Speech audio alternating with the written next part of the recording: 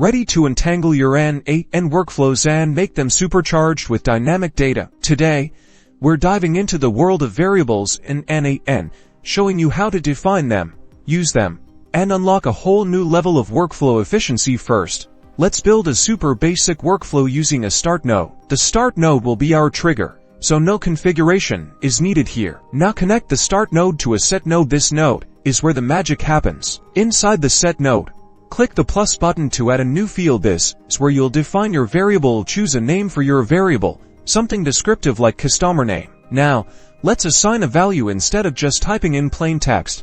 Let's use the expression editor to pull data from a previous node. Imagine pulling a first name from a webhook node, so we use the expression $JSON first name. This tells N8n to dynamically grab the value of the first name field and store it in the customer name variable. Connect the set node to a respond to webhook node so that we can see the value. Inside your respond to webhook node, you can reference that stored variable in the respond to webhook node.